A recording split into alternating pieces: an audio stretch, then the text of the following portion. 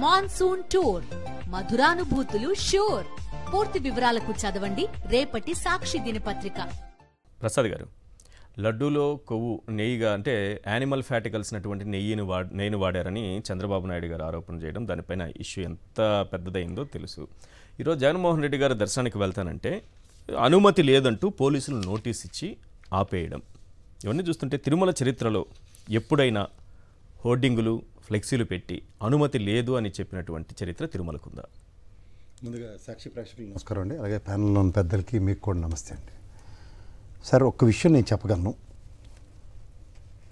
భక్త రామదాస్ గారికి రామాలయం కట్టి ఆయన తదనంతరం జైలు పాలయ్యి ఆయన ఎన్ని తిప్పలు పడ్డాడో మనం కల్లారా చూసాం. దానికి ఏం అతీతం కాదు జగన్మోహన్ రెడ్డి గారు కూడా. మీరు నిశ్చితంగా గమనించగలుగుతానండి, ఇదే జగన్మోహన్ రెడ్డి గారు తిరుమల డెవలప్మెంట్ విషయంలో ఈ రోజు దాకా తిరుమలకు సంబంధించిన విషయంలో ప్రతి ఒక్కరు కబుర్లు చెప్పిన వాళ్ళే. పద్మావతి చిల్డ్రన్ హార్ట్ హాస్పిటల్ కట్టారు, నవనీతి సేవ కోసం గోశాల ఏర్పాటు చేశారు తిరుమలలో. Tirupati civic infrastructure and roads under process etcetera etcetera ఎంత చేశాడో ఆ గరుడ ఫ్లైఓవర్లు చూస్తే తెలుస్తుంది. వైఎస్ఆర్సీపీ మార్క్ డెవలప్మెంట్ తిరుమలలో తిరుపతిలో 2 టైర్ డెవలప్మెంట్ చేసి చూపించాడు ఆయన. చేసిన తర్వాత కష్టాలు ఇలాగే ఉంటాయి. రామదాస్ గారికి ఎలాంటి కష్టాలు ఉన్నాయి, ఆయనకి కష్టాలు ఉన్నాయి. ఇవాళ మీరు పోలీసు వాళ్ళు ఆపేయమని రావద్దని ఇవన్నీ కబుర్లు చెప్తున్నారు చూడండి. జర్నలిస్టులు ఆల్రెడీ 2 రకాలుగా ఉన్నారు, నిక్కాస్ అయిన జర్నలిస్టులు, నిక్కాస్ కాని జర్నలిస్టులు. ప్రశ్నించమనండి, ఎవరు తప్పు కాదంటలే, కానీ ఇచ్చిన నోటీస్నే కాంట్రాడిక్ట్ చేయడంలో if they cannot read it out. దీనికి ఎంతటికీ మూల కారణం ఏంటంటే సార్, ఇవాళ అమెరికన్ నేషనల్ ల్యాబొరేటరీస్ ఒక ప్రెస్ నోట్ రిలీజ్ చేసింది. అంటే వాళ్ళ ఈ ఎన్డీడీబీకి సంబంధించిన ISO 2019 స్టాండర్డ్స్ మెయింటైన్ చేస్తున్న క్రమంలో 12/7/24 శాంపుల్ తీసుకుని 17/7/24 ఎన్డీడీబీకి పంపించి 23/7/24 శాంపుల్ యొక్క అవుట్కమ్ వచ్చింది. దాంట్లో మీరు ఐటమ్ నెంబర్ 47 కనుక నిశ్చితంగా గమనిస్తే సెఫానిఫికేషన్ అని ఒకటి ఉంది. దాంట్లో ఏమి ఇచ్చారు తెలుసా సార్, వాల్యూస్ 249.952 కనుక ఉంటే అది ఖచ్చితంగా మనం చూడండి తిరుమలలో చేసి 3 శాంపుల్, ఒకటి మాయిశ్చర్, తర్వాత ఫారెన్ ఆయిల్స్ ఏమైనా కలిసాయి అన్న కాన్సెప్ట్లో వాళ్ళు ఇచ్చిన స్టాండర్డ్ అండి ఇది. ల్యాబొరేటరీస్కి 241.952% కనుక ఉంటే అది ఖచ్చితంగా ఆయిల్ ఫ్యాట్స్ ఉన్నట్టు లెక్క, అదేది animal fats. But వేరాస్ in NDDB రిపోర్ట్లో 193 to 203% మాత్రమే ఉంది. మనం ప్రతి ఒకదాని తర్వాత క్రానికల్ ఆర్డర్లో ఎక్స్పోజ్ చేసుకుని వచ్చాం చూసారా, చెప్పుకుందాం మీకు అది. అందులో ఐటమ్ నెంబర్ 47 కూడా మీరు గమనించగలిగితే అమెరికన్ నేషనల్ ల్యాబొరేటరీస్ కూడా ఇచ్చింది కాంట్రడిక్షన్ ఉంది దాంట్లో.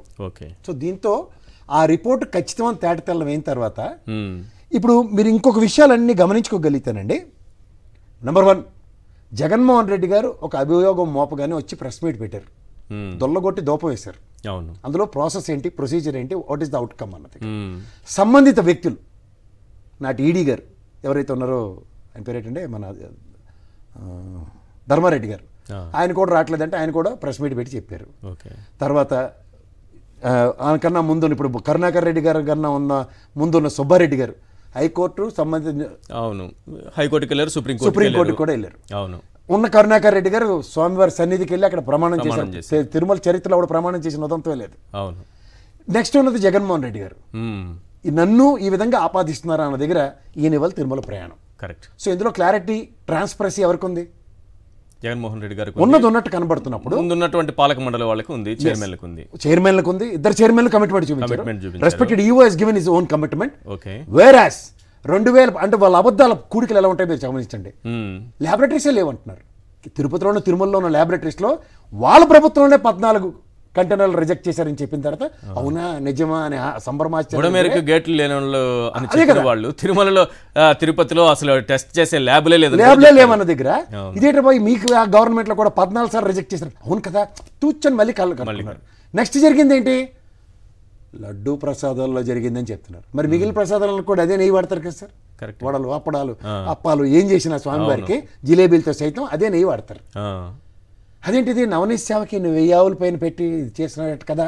ఇది కాదు అన్నప్రసాదాలు తిని ప్రజలు దాంట్లో కలిపారని మళ్ళీ చెప్పినప్పుడు లడ్లు ఇచ్చారు కదా రాబాయ్, ఇలాగ వడలు కూడా అమ్మారు కదా. ఎవరైనా ఒక్క మాట మాడారా? 5 సంవత్సరాల పాటు నిరంతరం తిన్న ప్రధానమంత్రులు కానీ ఎగేసుకుని పోతారు కదా, ఇంత బొమ్మ ఇచ్చి ఇంత లడ్లు ఇస్తారు. ప్రధానమంత్రి కానీ హోంమంత్రి కానీ ఏ మంత్రిని కలిసినా. నిన్న కాక మన గుజరాత్లో అయిన దానికి కూడా ఇక్కడి నుంచి వెళ్ళిన దానికి ఒక విగ్రహం లడ్డూలు లేనిది. ఇప్పుడు ఎన్డీడీబీ చైర్మన్ యొక్క ఔన్నత్యాన్ని గతంలో వెంకయ్యనాయుడు గారి మొదటి దర్శనం, తర్వాత ఆయన వచ్చి ఇక్కడ లడ్డూలు అందుకోవడం, నెక్స్ట్ శాంపిల్ పంపించడం ఎన్డీడీబీ చైర్మన్ గారిది. ఈ క్రానికల్ ఆర్డర్ లో ఇదే వెంకటరెడ్డి గారు ఎక్స్పోజ్ చేసి వదిలేశారు. సో నెక్స్ట్ జరిగే పరిణామాలు ఏముంటుంది? ఆయన పైన ఒక దర్యాప్తు చేయాలని, ఒక్క నిమిషం సార్ నేను చెప్తాను. Venugopal Badaravada, central advisory member and former general council member, Droupadi Murmu గారికి, రాష్ట్రపతి గారికి ఒక లేఖ రాశారు. ఎందుకంటే ఫోటోలు కూడా జత చేశారు ఆయన. ఈ ఎన్డీడీబీ చైర్మన్, అందులో ఉన్న మెంబర్సు జూలై 5వ తారీఖున ఈవో శ్యామలరావుని కలిశారని ఆ ఫోటోల సారాంశం. అవునండి. ఇప్పుడు ఈవో శ్యామలరావుని కలిశారు. జూలై 12న నెయ్యి వచ్చింది, 17న శాంపుల్ తీసుకెళ్లారు, జూలై 23న ఎన్డీడీబీ రిపోర్ట్ వచ్చింది. కానీ మైసూరుకి పంపించినటువంటి ల్యాబ్ రిపోర్ట్స్ ఇప్పటి వరకు బయట పెట్టలేదు. హైదరాబాద్లో ఉండే ఎఫ్ఎస్ఎల్కి పంపలేదు. ఎన్ఐఎన్ ఉంది, దానికి కూడా పంపలేదు. కేవలం ఎన్డీడీబీకి పంపారు. ఆ ఎన్డీడీబీకి సంబంధించినటువంటి అందులో మెంబర్లు కానీ ఆ చైర్మన్ కానీ ఈవో శ్యామలరావుని కలవడం, ఆ తర్వాతే ఇదంతా జరగడం పైన అనుమానాలు ఉన్నాయంటూ ఈరోజు రాష్ట్రపతి గారికి ఒక ఫిర్యాదు కూడా అందింది. ఇదే నేను ఇందాక నేను చెప్తుంది అదే కదా సార్. అమెరికన్ నేషనల్ ల్యాబొరేటరీస్ ఇచ్చే స్టాండర్డ్స్ ఏవైతే ఉన్నాయో, ఫారెన్ ఆయిల్స్ కలిస్తే 241.952% కనుకుంటే ఖచ్చితంగా అది మీరు అన్నట్టు యానిమల్ ఆయిల్. కానీ ఇది ఇందులో రిపోర్ట్లో 193 to 203% మాత్రమే ఉందనేది ఎస్టాబ్లిష్ చేశారు. సో ఈ కాంట్రడిక్షన్స్ అన్నిటికీ ఇప్పుడు ఏమవుతుంది, రాష్ట్రపతి గారి సైతం కంప్లైంట్లు అందుకున్న తర్వాత దీంట్లో ట్రాన్స్పరెంట్ రిపోర్ట్లు ఎన్డీడీబీ ఇవ్వాల్సిన అవసరం ఉందా లేదా? ప్రింట్లు రంగులు మార్చి, ఫాంట్ సైజులు మార్చి ఇచ్చిన రిపోర్ట్లు తెలుగుదేశం మీడియాలో చెప్పుకున్నంత ఈజీ కాదు కదా ఇది. రెండోది 146 కోట్ల భక్తుల యొక్క మనోభావాలకు సంబంధించింది. సో మీకు ఒక చిత్తశుద్ధి చాటుకునే ఒక ముఖ్యమంత్రి వర్సెస్ ఒక ముఖ్యమంత్రి అన్న దగ్గర గత ముఖ్యమంత్రి నిరంతరం చిత్తశుద్ధి చాటుకుంటూనే ఉన్నాడు. 2014 నుంచి 19 దగ్గర తిరుమల ఆస్తులకు సంబంధించిన ఏవైతే ఉన్నాయో వాటిని చెన్నై పరిసర ప్రాంతాల్లో ఉన్నదానికి ఒక కమిటీ వేసి అమ్మేసి డబ్బు చేసుకుందాం అన్న దగ్గర ఇవాళ ఇంత దీనిగా మాట్లాడుతున్న భాను ప్రకాష్ రెడ్డి గారు కూడా ఉన్నారు. నేను ఈయన గురించి మాట్లాడవలసిన అవసరం ఎందుకు వస్తుందంటే సార్, అక్కడ వైద్యనాథన్ ఎలా ఉంటాడు 20 ఏళ్ళు బట్టి అక్కడ కమిటీలో పర్చేసింగ్ కమిటీలో మెంబర్ అయ్యాడు కూడా గాలి కొంపటంలో కూర్చుంటే పల్లెత్తి మాట మాట్లాడట్లేదు. అంటే వీళ్ళకంటే అప్లికేషన్ పార్సారథి గారికి కానీ వేమిరెడ్డి గారి భార్యకి కానీ, ఆయన ఇప్పుడు right now MLA and Telugu Desam గవర్నమెంట్లో ఉన్నారు కాబట్టి as per the line design and derived ప్రోగ్రామ్లో మాట్లాడవలసి వస్తుంది కాబట్టి వాళ్ళు నోరెవ్వకపోవడం సమంజసం. బట్ ఈ వైద్యనాథన్ సెంట్రల్ గవర్నమెంట్ అప్లికేషనే కదా, అందుకే వాళ్ళు జగన్మోహన్ రెడ్డి గారు బీజేపీ ఎందుకు ఇంత నిమ్మకు నీరెత్తినట్టు కూర్చుని ఉంటుందని చెప్తున్నారు. దీనికి ఇప్పుడు ఇవాళ తయారు చేసిన ఇది పోలీసు వాళ్ళ నోటీస్ ఒక ఎత్తి అయితే సార్, జనసేన బీజేపీ వాళ్ళు కలిసి ఆయన మీద కాన్స్పిరసీ చేస్తారు. తోవపడకి కోడిగుడ్లతో కొట్టడానికి, రాళ్ళు వేసుకోవడానికి డిజైన్ చేశారు. అందుకే వేరియస్ పాకెట్స్ నుంచి బీజేపీ వాళ్ళు ఎగేసుకుని వచ్చేసారు. వీళ్ళు నిజమైన భక్తులేనా సార్? ప్లీజ్, భక్తి గురించి అన్నది ఎలా ఉంటుందంటే ఒక దైవ చింతన అన్నది మనసులో ఉంటుంది. తర్వాత లౌకిక దేశంలో పరమతాన్ని గౌరవించవలసిన బాధ్యత, పరమతాన్ని గౌరవించే హక్కు మనకి భారతదేశం ఇచ్చినప్పుడు ధర్మేంద్ర గారు అనే టైమల్ని పెళ్లి చేసుకోవడం, రెండోసారి మతం మారడం, ఈయన ఖచ్చితంగా చెప్తున్నాను. ఇంట్లో బైబిల్ చదువుతాను, బయట మిగిలిన మతాలను ఎలా గౌరవిస్తున్నాను విషయం చంద్రబాబు జగన్మోహన్ రెడ్డి 4 గోడల మధ్య ఉన్నది మీకు సంబంధించిన భక్తి. బట్ ఇవాళ జనజీవన శ్రమంలో ఉన్నప్పుడు హైందవ ధర్మాన్ని పాటించడం తప్పేముంది సార్? పరమతాన్ని గౌరవించడం రాజ్యాంగం చెప్తున్నప్పుడు వీళ్ళకి రాజ్యాంగ అతీతంగా ఏం మాడతారు? ఇందాక మీరు ఏం సార్ అన్నారు, ఇది కలియుగం అంతమయ్యేదాకా ఆ బోర్డు ఉండాలా? ఒకసారి చూపిస్తారు సార్ మీ వల్ల? ఆ బోర్డు ఉంది, ఎత్తిసారు.